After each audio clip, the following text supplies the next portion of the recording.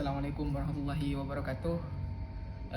Salam literasi, salam membaca, salam menulis, dan salam budaya. Perkenalkan teman-teman, nama saya Huwaidal Widadi, bisa dipanggil Dedi. Di sini saya memenuhi tugas UTS dari Ibu Hikmalisa tentang public speaking, yang mana tugas ini memang juga melatih kita untuk speak up atau berbicara di depan umum, yang gunanya untuk mengutarakan pendapat kita dan keinginan kita dan apa yang akan kita bicarakan. Di sini tema besar yang akan saya bawa mungkin agak menarik, yaitu tentang bagaimana Indonesia ke depannya, atau bagaimana masa depan Indonesia. Kita tentu tahu bahwa sekarang Indonesia mengalami masa transisi atau masa perubahan, di mana pemimpin yang pertama yaitu Bapak Joko Widodo, bukan pemimpin yang pertama tapi presiden ke berapa saya kurang tahu, itu sudah tergantikan atau akan diganti oleh Bapak Prabowo Subianto dengan kabinet yang dinamakan, kalau tidak salah saya baca, itu kabinet merah putih, teman-teman. Di mana kabinet merah putih ini berisikan orang-orang yang menurut saya cukup atau sangat luar biasa, dan pendidikannya tidak perlu dipertanyakan lagi. Dari situ kita tahu bahwa kita bisa melihat bagaimana Indonesia ke depannya, di mana demokrasi Indonesia atau kebebasan dalam berpendapat, kebebasan dalam menyampaikan sesuatu mungkin akan lebih baik ke depannya. Tak rasa teman-teman juga tahu bahwa latar belakang Bapak Prabowo Subianto ini adalah seorang jenderal besar Indonesia, yang mana beliau selama hidupnya sebelum dilantik sebagai presiden sangat aktif dalam hal-hal agresi militer. Kembali pada tema, Indonesia kedepannya juga sangat dipertaruhkan dengan sosok satu ini, di mana Pak Prabowo akan memimpin dari 2024 sampai 2029. Apa yang akan terjadi? Apakah masa lalu seperti Jokowi akan diulang, atau Indonesia emas yang digaung-gaungkan oleh anak muda akan kembali seperti itu?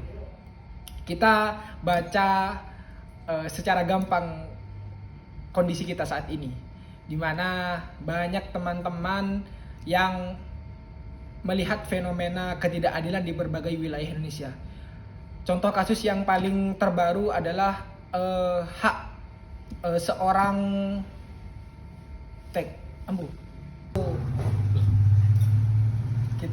Tentu kita tahu bahwa kasus yang agak viral di Indonesia pada saat ini adalah kasus Kanjuruhan, di mana Kanjuruhan ini tidak ada nama, tidak ada kata selesai dalam kasusnya. Sebenarnya kasus Kanjuruhan adalah salah satu bentuk ketidakadilan yang terjadi, di mana pada saat itu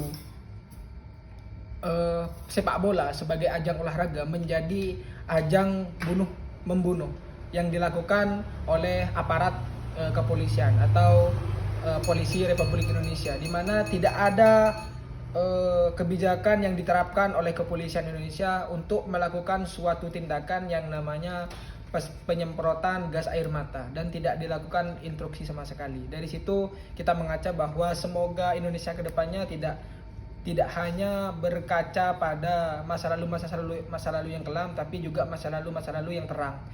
Kita tahu dulu bahwa Soekarno pernah berkata bahwa berikan saya 9 pemuda, maka akan saya guncangkan dunia. Semoga dengan perkataan seperti itu Indonesia kedepannya menjadi negara yang bermartabat, negara yang tidak selalu dikenal dengan kata korupsi, negara yang selalu digaung-gaungkan akan kejahatannya, akan kemiskinannya, akan penduduknya yang tidak tahu tentang bagaimana hidup. Kita tentu berharap semoga Indonesia Emas 2045 ini benar-benar terjadi. Salah satu peran kita yaitu menjadi agen perubahan atau agen of change, yang mana yang disebutkan dalam buku Histories of Java nya Gus Dur. Kita bukan hanya melihat atau mengontrol situasi yang terjadi, namun kita akan terjun ke dalamnya dan ikut berpartisipasi dalam hal itu. Pemuda bukan hanya menjadi tolak ukur sebuah bangsa, namun juga menjadi tiang bangsa untuk menjadi lebih baik ke depannya. Karena ada suatu perkataan yang menurut saya sangat bagus dalam buku, yaitu jangan pernah berpikir untuk menjadi orang yang bernilai, tapi berpikirlah untuk menjadi orang sukses.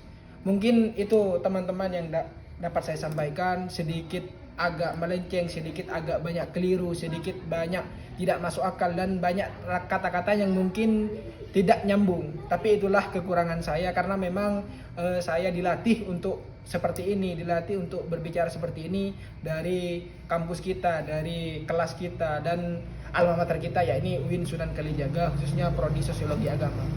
Mungkin itu yang dapat saya sampaikan, dan juga jangan lupa kita punya ideologi, kita punya landasan berpikir, yaitu Pancasila. Pancasila itu bukan hanya dijadikan sebagai proses penanaman teori dari SD sampai mahasiswa. Tentunya Pancasila dijadikan sebagai acuan untuk berpikir, acuan untuk bergerak, acuan untuk terus membawa Indonesia lebih baik ke depannya. Mari kita laksanakan dan mari kita kepalkan tangan bahwa Indonesia akan benar-benar berkembang dan akan benar-benar maju. Wassalamualaikum warahmatullahi wabarakatuh.